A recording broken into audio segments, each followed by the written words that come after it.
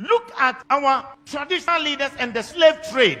We blame the whites for the slave trade we went through. We blame the whites that they offended us. They took us as slaves. But let's wait for a minute. Who sold the black man to the whites? Who sold the black man to the whites?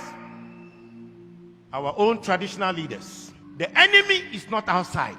The enemy is within. If we are asking the Europeans to pacify us and also to apologize to us, our traditional leaders must be the first to apologize on behalf of their ancestors for the evil they have done against their fellow blacks. Look at our attitude towards the environment and the destruction of our water bodies. All our river bodies have turned into dark brown. And you know what they said? In the next 20 years, if we don't stop this illegal mining, Ghana, we will import water to drink. Yet we don't care. And Chinese, they will come from their country into our forest, destroy our forest, destroy our land, and illegally mine and damage our waters. How can they come if the traditional leaders didn't give them permission to do that? And in one instance, while they were dead, our military went there to protect them. Our own military that is supposed to protect us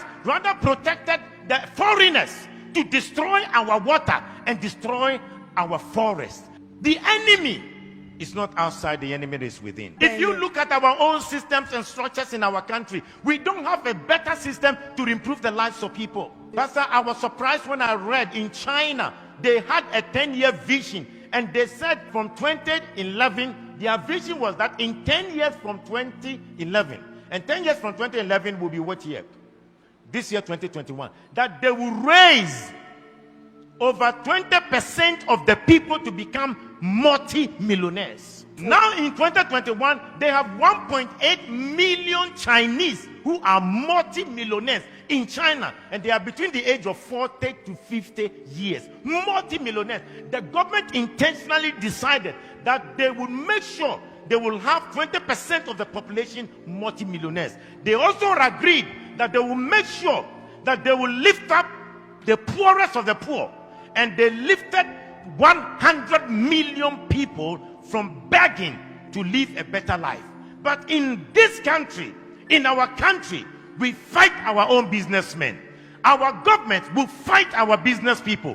When they know that your business is thriving, and they know that perhaps you are not sympathetic towards the running party or the ruling party, they will fight you, collapse your company, and make you poor. When in China, they want to make the people rich. In Africa, we want to make our own people poor. The enemy is not outside. The enemy is within. Look at our African leaders.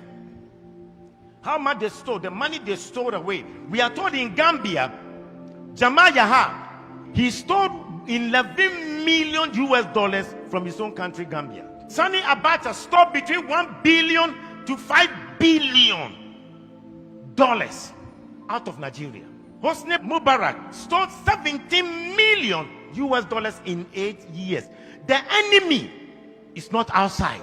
The enemy to our own progress is within. Look at our presidents, the presidents who were fighting for our independence, what we did to them. In Togo, the man who fought for the independence of Togo, called Sylvanus Olympio, when Togo got independence, he decided that they would not use the French franc, the French CFA. They decided they will have their own Togo currency. And you know what? They used Iyadema to kill him and to get rid of him. When Olympius wanted to make Togo great, the enemy within, the Judas within, killed him. In Burkina Faso, the man who gave them independence, Maurice Yamego, was eliminated by his own people. When Thomas Sankara came, his own body group killed him and got rid of him. The enemy is not outside. The enemy is within. You look at our own country. Kwame Nkrumah started a new vision to develop Ghana, and who undermined him from within? They threw him out by Kotoka. Today we celebrate Kwame Nkrumah, but their own Judas will damage him.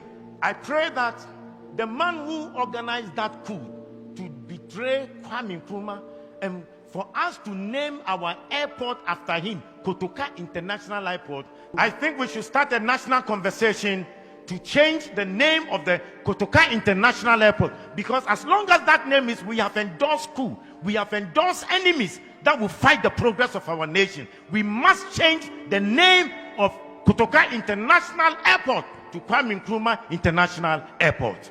The enemy is not outside, the enemy is within. We need to ask God to give us a new character. Let's change our behavior and have new values. Because the person will be smiling with you, smiling with you, yet he will stab you at the back. How can you have a father who wants to destroy your life? Yet in Africa, we have governments that do not want to make the people or improve the lives of the people. When in overseas, their governments have created an environment for every citizen to be better. Why is it that our governments can't think about the welfare of the citizens? And we kill the businesses of our own people?